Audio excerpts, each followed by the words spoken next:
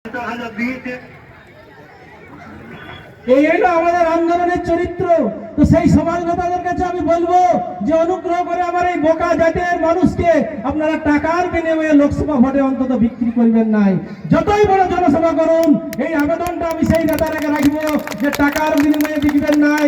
আজ আমাদের নামে বহু অভিযোগ উঠে যে এটা নাকি বোর্ডের কর্মী সংগঠন। বন্ধুরা, বোর্ড অনেক পরে হয়েছে। পূর্বাঞ্চল যে কাজটা মেদিনীপুরের বুকে করেছে আছে সবাই আপনারা সাক্ষী। তখন তো বোর্ডটাই ছিল না।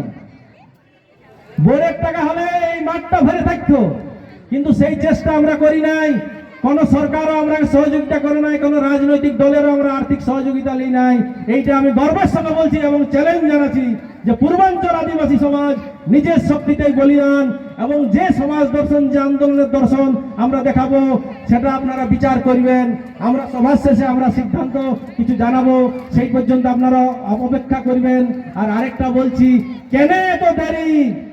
এই যে বিকেছে আগের লোকসভা ভোটে আমি শুনান দিলাম, কে বলেছে ওটা আমি জানি নাই, কিন্তু ভিডিওটা ওরাই ছাড়েছে, পূর্বাঞ্চলের কেউ ছাড়ে নাই।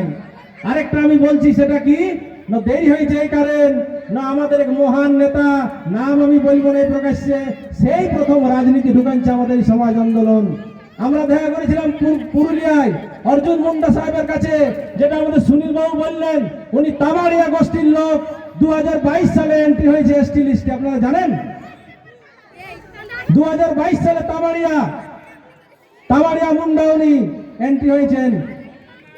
হ্যাঁ, তাহলে আরেকটা কি কথা, কেন দেরি হইলো না সেই নেতাগুলো রাজনীতি ঢুকাইছে। আমি একটা উদাহরণ দিছি, দুটা উদাহরণ। সেটা হইলো কি না গত পঞ্চায়েত ভোটে আপনারা বলুন তো, সমাজ সংগঠন হিসাবে কোন সমাজ সংগঠন কি বলতে পারে? দাবি আমাদের আছে যে আগে ভোট দিও না, ও আগে দেওয়াল লিখতে দিও না। তাহলে সেই সমাজ সংগঠনে আমাদের রাজনীতিটা সেই দিন ঢুকেছিল। আর কোন দিন ঢুকেছিল? গত লোকসভা ভোটে যেদিন সাড়ান জোড় হয়ে করে বলা হয়েছিল যে ই নাকি এসটির বিরোধিতা করেছে, তাহলে এই সাঁওতাল ভোটে এই এসটির বিরোধিতা করেছে, ও আগে ভোট দিও না। তাহলে আরে বাবা, সে তো সাঁওতাল হিসেবে বিরোধিতা করেছে, সে তো কোনো পার্টির হয়ে বিরোধিতা করেনি। তো তাহলে ওই কথাটা মানে কি না আমাদের এই আন্দোলনে রাজনীতি ঢুকান দিয়া। তো আমরা আজ কি করছি, বিভিন্ন সংগঠন গজে উঠছে। দুর্গুর মহাসভায় একটাই সংগঠন ছিল, পূর্বাঞ্চল আদিবাসী কর্মী সমাজ। তারপর সেই রাজনৈতিক কারণে 2016 সালে আমরা নেতাকে কি করি, বহিষ্কার করেছিলাম পূর্বাঞ্চল আদিবাসী কর্মী সমাজ। তারপর কি হয়েছিল, আরেকটা সংগঠন তৈরি হইলো। তারপরে দিল্লি যায়, দিল্লি ঘুরে আরেকটা সংগঠন তৈরি হইলো। এখন 4-5টা বড় বড় সংগঠন। তাহলে এই যে এত বিভেদ কি কারণে? সেটা হয়তো রাজনীতির কারণে, আমাদের আন্দোলনে রাজনীতি ঢুকাবার জন্য। ভোট আলেই তারা এমনি শুড়াই। গত বিধানসভা ভোটে আমাদের অনেক রাজনীতিক মানে সমাজ আন্দোলনের মহান নেতারা কি করছে, গত বিধানসভা ভোটে দাঁড়াচ্ছে কিনা? আপনার ঝাড়গ্রামের উদাহরণ খুঁজুন, আমি নাম বলবো নাই, কিন্তু তারা 800 ভোট পেয়েছে।